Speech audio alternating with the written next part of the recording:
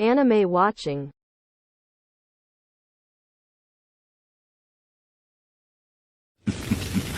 跟他去吧。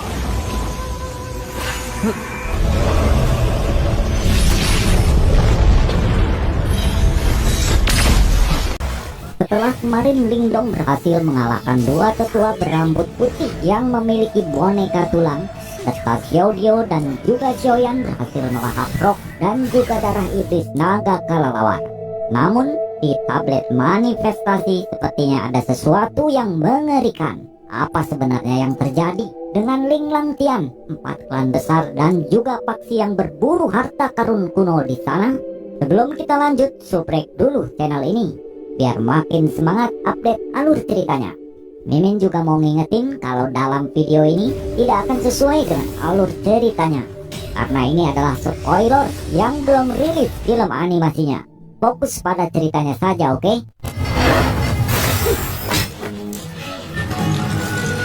Oke, kita langsung aja ke inti ceritanya. Kulit Lingdong pucat saat dia menatap tempat aura itu meledak. Itu memang arah tablet manifestasi berada. Aura itu sangat menakutkan ketika meletus. Langit berubah warna dan Lingdong bisa merasakan dengan jelas semua kekuatan Yuan Power di ruang tablet kuno mulai memberontak di sana.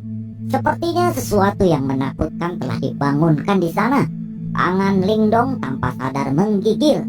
Ini bukan rasa takut, tapi respon naluri terhadap aura yang menakutkan itu. Karena dia tahu bahwa di bawah aura semacam itu, jika seseorang berada pada tahap awal manifestasi, bahkan dengan peningkatan kekuatan Lingdong saat ini, namun jika pemilik aura yang menakutkan itu ingin membunuhnya, itu pasti akan sangat mudah bagaikan membalik telapak tangan. Kemudian Lingdong berteriak pada Xiaodio dan juga Xiaoyan untuk segera meninggalkan tempat itu.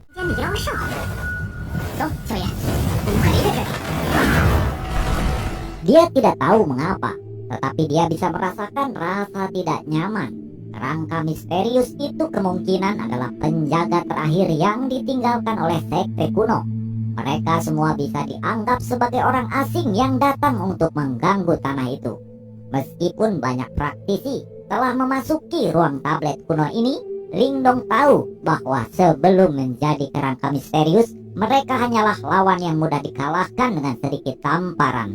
Oleh karena itu, jalan yang benar sekarang adalah dengan cepat meninggalkan ruang tablet kuno itu. Setelah mendengar teriakan Lingdong, Xiaodio menganggukkan kepalanya. Cakarnya cepat menarik ketika lingkaran cahaya hitam keunguan meledak. Di dalam cahaya, seekor naga kelelawar darah berukuran mini secara paksa dan berlahan-lahan keluar dari naga kelelawar darah itu. Sementara Xiaodio melepaskan roh iblis kelelawar naga darah. Di sisi lain, Xiaoyan dengan gila melahap kekuatan darah naga kelelawar itu. Tubuh raksasa kelelawar naga darah dengan cepat layu dan hancur. Lingdong menatap ke arah tablet manifestasi. Beberapa saat kemudian, ekspresinya berubah karena dia telah melihat sekelompok orang melarikan diri dari arah itu.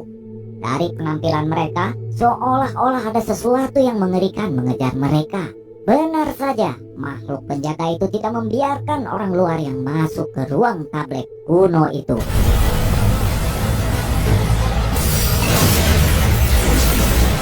Xiaodio akhirnya berhasil menyerap roh iblis naga kelelawar darah. Dia tahu bahwa tidak ada waktu untuk memurnikannya sekarang dan segera melahap roh itu ke dalam tubuhnya. Dan Xiaoyan juga akhirnya melepaskan rahangnya yang besar dari naga kelelawar darah itu. Meskipun itu belum sepenuhnya menyempurnakan kekuatan fisiknya yang berwarna merah darah. Sayap Xiaoyan yang sekarang sedikit berwarna darah dengan cepat menyebar saat Lingdong melompat. Sayap petir bergetar serta suara guntur lalu terbang menuju daerah yang jauh. Ruang tablet kuno yang tak terbatas menjadi sangat kacau dalam sekejap. Semua orang mati-matian melarikan diri menuju pintu keluar ruang tablet kuno. Penampilan panik mereka membuat tampak seolah-olah mereka dikejar oleh setan. Sementara Lingdong telah lama meninggalkan area tablet manifestasi itu.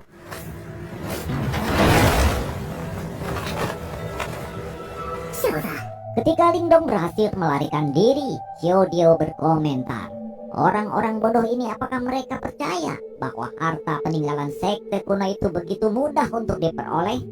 Aura kerangka misterius itu setidaknya sangatlah mengerikan. Dari apa yang bisa kulihat, tanpa mencapai kekuatan 5 Yuan Nirvana, tidak ada yang akan bisa menandinginya.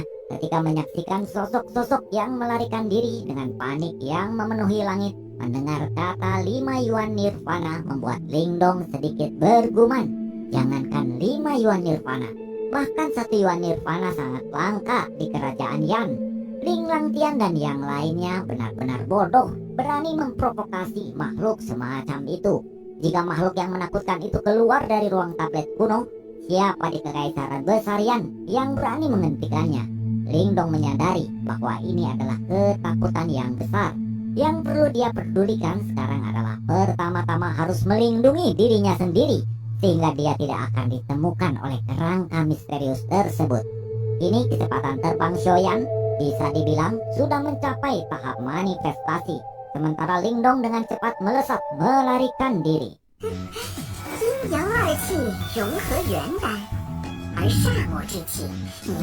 Sesekali Lingdong melihat ke belakang dari kejauhan. Awan hitam berputar di langit, pemandangannya sangat menakutkan. Sesosok kecil menginjak badai dan menyapu langit dengan kecepatan yang mencengangkan. Ketika beberapa tubuh praktisi di dekatnya mulai meledak dan menjadi kabut darah. Itu adalah kerangka misterius yang memang benar-benar mengejar mereka.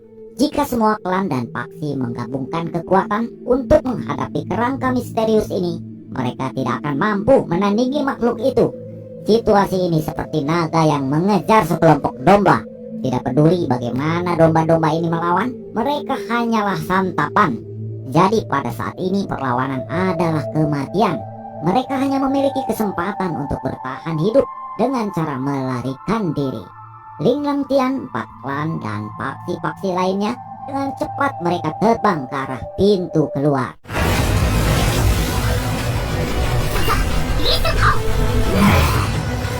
Xiao tiba-tiba merasakan bahwa kerangka misterius itu seperti memburu Ling Langtian. Ling Langtian pasti telah mengambil beberapa harta jiwa di istana bawah tanah itu. Karena itulah mereka menjadi target kerangka misterius itu. Pelarian besar ini berlangsung selama beberapa menit dan semakin banyak praktisi meledak menjadi kabut berdarah di udara.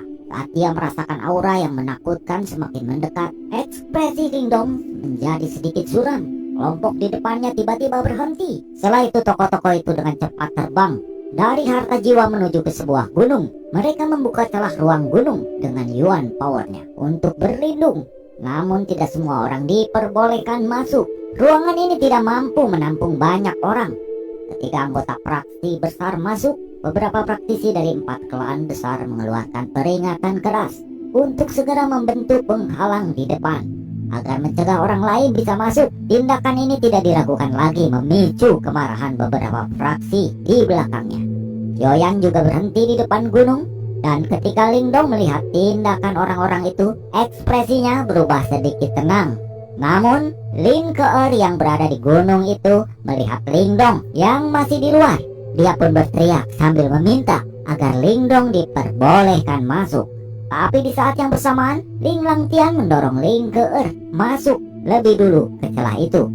Saat ini celah ruang sedang distabilkan oleh Ling Langtian, Wang Tong, dan Teng Li.